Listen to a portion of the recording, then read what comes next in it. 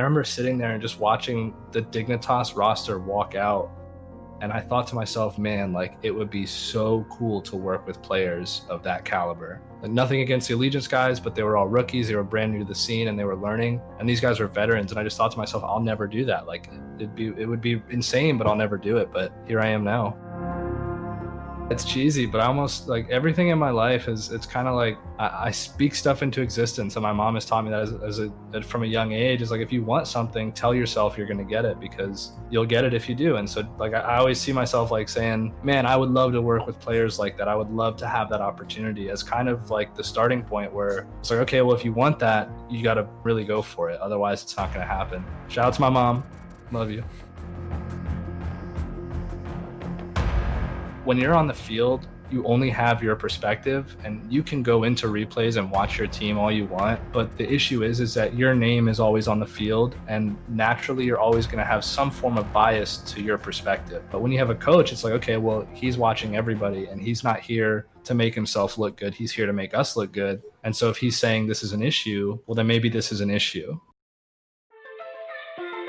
One of my favorite parts about being in the Rocket League community for the past 3 years has been getting to watch all of the different stories unfold, even from things like the F2 drama of 2017 to the competitive roster changes to all the great success stories of content creators and pros. But there's one story that I've wanted to tell for a while, one that many of you have probably never heard. It's a story of one Rocket League player who took his dreams and literally made them a reality. This is the story of Virge, the Rocket League coach who, in spite of all of his success and fame in the Rocket League community, is still a virgin. Hence the name Virge. No, I'm kidding, guys. I'm kidding. Chill out. We'll get back to the reason for his name in a little bit. But for now, let's go way back to 1996 to the island of St. Thomas of the U.S. Virgin Islands. John Dave Willis III was born. Virge, a name which comes from John's childhood on the Virgin Islands, grew up living the island life. His dad was a boat captain for 30 years, so Virge grew up spending his time on the water, island hopping, and, well, it turns out, gaming. Now, as you might expect, gaming on the Virgin Islands in the mid-2000s wasn't exactly ideal. Virge's first console was the PlayStation 1, which if you don't know, it's basically like a PlayStation 4, just a little bit better. It was all story mode games for Virge at this time, probably games like Spyro or Tomb Raider, until he got his hands on an Xbox 360,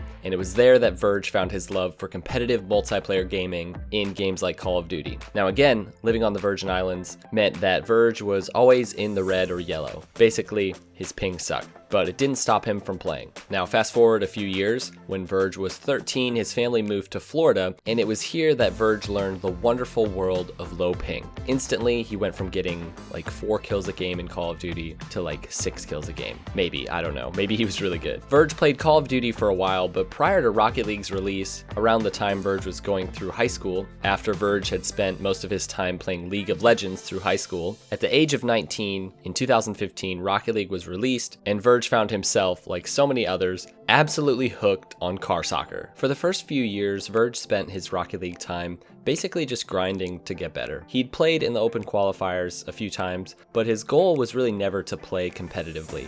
He just spent his time grinding to really improve at this game. That was really what brought him joy. Now along the way, he did become friends with some of the best young Rocket League players in the world, and when it came time for those friends to basically sign with an org, after they'd qualified for RLCS through RLRS, they went to Virge to get help with the contracts and the negotiations. Now without necessarily even realizing it, Virge was basically functioning as the manager for this group, and that's how Allegiance saw it as well, the small org that was signing his friends. So they brought on Virge basically as the team manager, and after they learned that he was also a grand champ, they started working towards basically having him as a coach for the team. So for those 6 months while Allegiance competed in RLCS, Virge spent his time coaching for free on his Twitch channel to prepare himself to ultimately coach this team. And hopes were high for this Allegiance team. They looked solid their first week, they took down Splice, and they played better than almost any of the other teams against this NRG squad. But fate happened to not go Virge's or this team's way, with the season really not ending well. Congratulations to Ghost. Welcome to our top 6 and that puts Allegiance and Rogue into the promotion relegation. Unfortunate situation for them, but that's what you want to see out of these players going into the playoffs. This meant that Allegiance would have to compete in the promotion relegation tournament to keep their hopes alive. But Brett will still hang on because he returns a favor. Center ball, give and go. The pot, oh, the shot from AXB.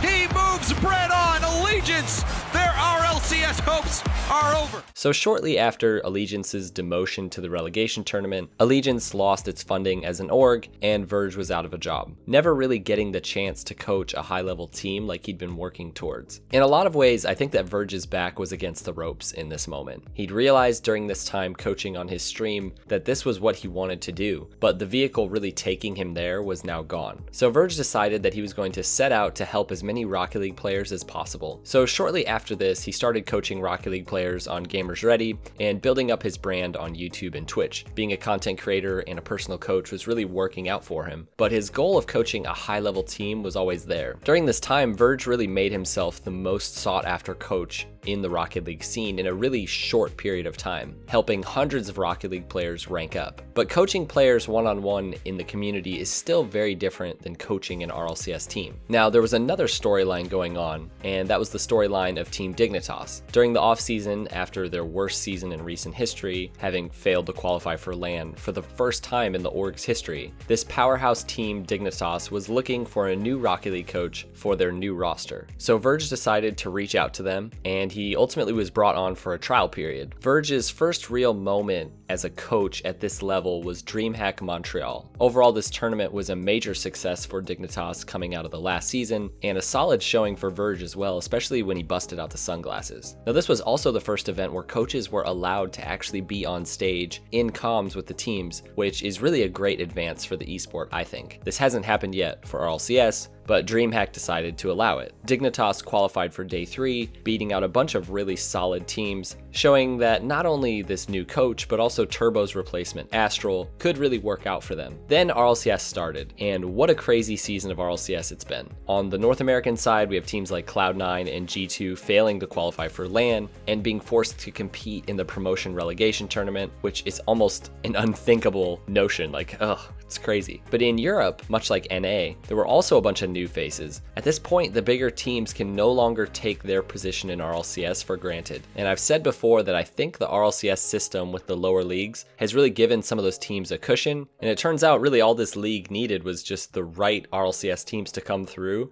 and really take down those bigger orgs. And it's proven to happen. These bigger orgs are starting to have trouble. Now, Dignitas is in a unique situation in all of this, with a newer face in Astral and Virge, a newer coach along with them, but then they also are playing alongside, an experienced player like Violent Panda and Yukio. Dignitas found themselves 2-3 going into week 5 of league play, needing to beat both TSM and Vitality for a spot in the regional playoffs and a chance to play in Madrid at the Live World Championship. Now, technically, they didn't absolutely have to beat Vitality in the second match of week 5, but that was really their best chance. So Dignitas was really not in a great place coming into this week. They'd had a somewhat rough league play, and at this point, they really needed to turn their game on, or at least that's how it seemed from my perspective as a viewer. Dignitas came out playing incredible with a clean sweep against TSM, which they definitely needed, but now they had to face off against Vitality, a team that had also been struggling, but was still picked to beat Dignitas. They either needed to beat Vitality or see Vitality beat TSM to clinch that last spot in the playoffs. With this huge upset, Virge and his team went into the playoffs confident they could win their first 2 series to clinch a spot. But they found themselves facing off against FC Barcelona, previously considered one of the best teams in EU, with a few bad weeks,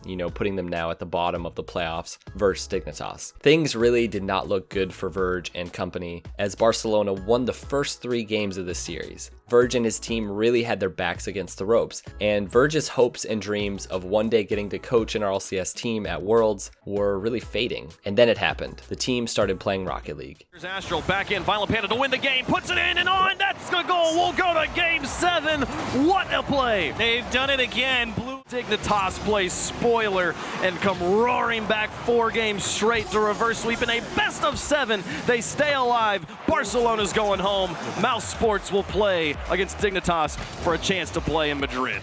Dignitas ultimately reverse swept one of the best teams in Europe, but they still needed to take down Mouse Esports, a team that had beat them earlier in the season. speed. The ball out to Cookser. Cookser blocked by Yukio. It's off the corner. And a big block from Panda. It's going to send it up to Yukio. Yukio sends Dignitas to Madrid. The man we've questioned time and time again, but he responds to all the criticism with a great showing in this series and the final goal to send them off. So with this win, Dignitas secured a spot at the World Championships in Madrid, and I remember being at RLCS with Virge when Allegiance failed to make it. He already knew that Allegiance was going under at that time, even though we didn't, and that he was basically going to be losing his job. But it wasn't time yet for everyone to know that. And now looking back, I'm sure that was a tough event for him to be at RLCS with all these great teams and players and know that he could have been there as a coach for his team, but it just didn't happen. To come all the way forward from that and, coach one of the best teams in the world and really coach them to a spot at the World Championships is pretty awesome. Rocket League coaching really wasn't much of a thing before people like Virge. There were definitely people who were doing it, and I'm not trying to discredit them at all, but people like Virge alongside Gamers Ready and a bunch of other people have really brought coaching to so many more players, and they've made coaching a thing in Rocket League. It really wasn't a big thing. At this point now, almost all the major teams have a Rocket League coach, but just a year or so ago, virtually none of the teams had coaches. And I think I love Virge's story because it's such a cool picture of how a person can handle adversity. There's really two types of people in the world. There are people who fall down and it really hurts them and they stay down. And then there are those who fall down and choose to get back up and fight even harder than before. Yeah, that was pretty cheesy, I'm not gonna lie. But seriously, it's true. There are very few people in the Rocket League community who have gone from where Virge was, losing his coaching position on a small, relegated RLCS team, to now coaching one of the best teams in the world on the biggest stage in the world. But the real test is still ahead of us. Madrid will be the biggest stage for Virge and his new roster, but I'm gonna be rooting for them, and maybe some of you guys will too now. Alright guys, thanks for watching this one. I hope you enjoyed it, and we'll see you next time. Peace out.